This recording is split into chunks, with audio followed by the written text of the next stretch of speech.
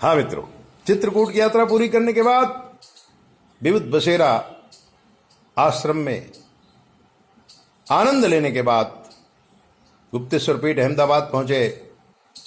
गड़बड़दास ने पूछा, गुरुजी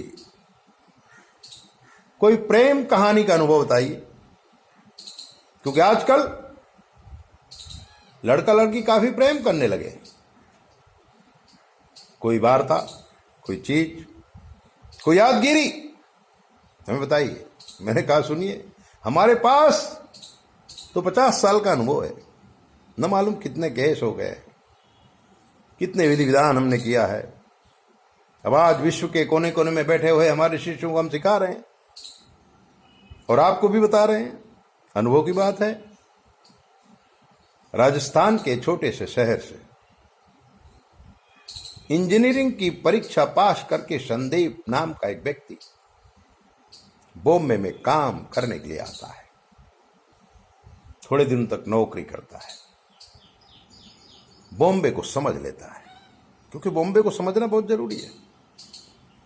बॉम्बे एक ऐसा शहर है भारतवर्ष का कि अगर आप बॉम्बे को समझ लिया और बॉम्बे ने आपको स्वीकार कर लिया तो आपकी किस्मत पलट जाती है।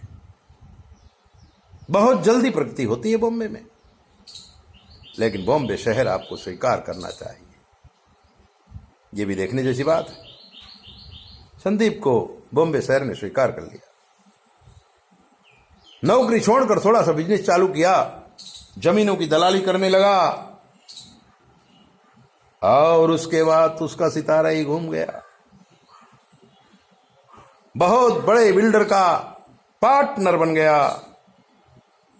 और खुद भी बिल्डर बन गया। 2 लड़का, 1 लड़की।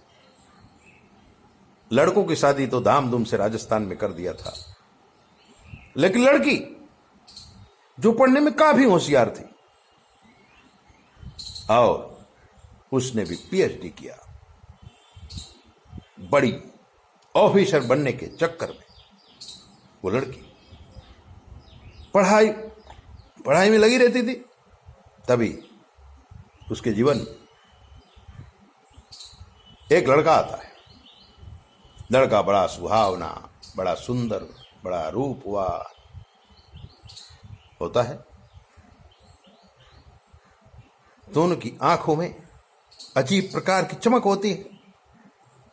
नरीमल पॉइंट का वो समुद्र का किनारा, दोनों एक दूसरे को देखते हैं, परिचय करते हैं, फोन नंबर ट्रांसफर करते हैं, प्यार हो जाता है।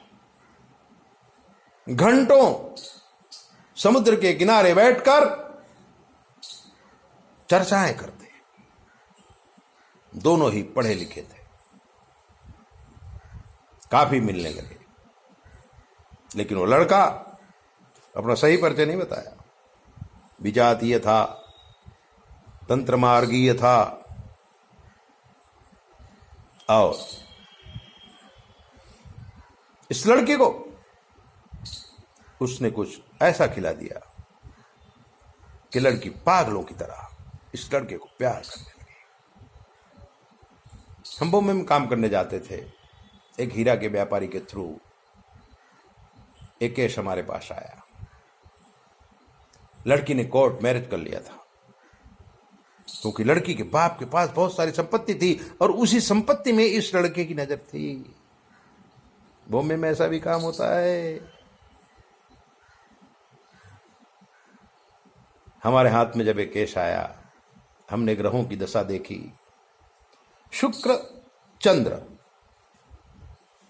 पति भुवन में बैठे थे,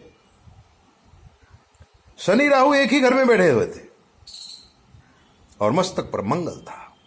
मंगल बहुत भारी था, क्योंकि लग्ने बे चपा ताले चा मित्रे चाष्ट में कुजे। मंगल जब मस्तक में आता है तो लड़कियों को चुंदड़िया मंगल कहते हैं गांव में,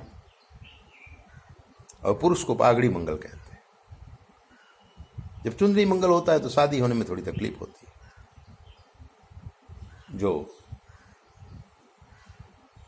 लड़की को उसने कुछ खिला दिया हमने कहा भाई शादी में तो कोई तकलीफ नहीं है, मंगल की वजह से भी शादी रुकी, लेकिन शादी हो जाएगी, बहुत अच्छी हो जाएगी। लेकिन इसके जो शुक्र और चंद्र है, वो शुक्र और चंद्र इसके जीवन में बवंडर खड़ा कर सकता है। उसने कहा हाँ गुरुजी, कुछ पता नहीं चलता है।